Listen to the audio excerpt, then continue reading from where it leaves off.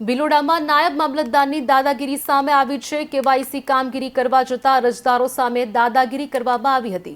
વૃદ્ધ અરજદારોને દાદાગીરી કરી રૂમની બહાર કાઢતા રોષ જોવા મળ્યો છે। ઘટનાને લઈને તાલુકા પંચાયત સદસ્ય દ્વારા અરજી કરાઈ છે।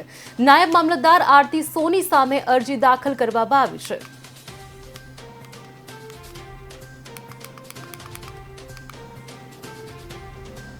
તેમજ ભિલોડા મામલતદાર કચેરીએ પુરવઠા ન્યાય મામલત આરતીબેન સોની દ્વારા અહીંયા આવતા અરજદારો, જનતા, ગરીબ અને બુजुर्ग લોકો જે કેવાયસી કરવા માટે કોઈ નાના મોટા રેશન કાર્ડ નામ કમી કરવા, નામ ઉમેરવા એ બાબતે આવતા હોય છે।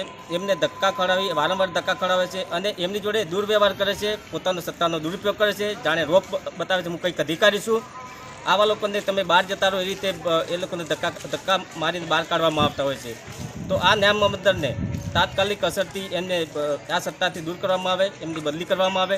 જો એમની જોડે કાર્યવાહી ના કરે તો અમે રોડ રસ્તા પર ઉતરીશું અને મને અરજી કરી છે તો લોકો જોડે ફોન કરાવી અને દબાણ ઊભું કરી અને અરજી પાછી ખેંચી લો એવા દબાણ ઊભા કરે છે।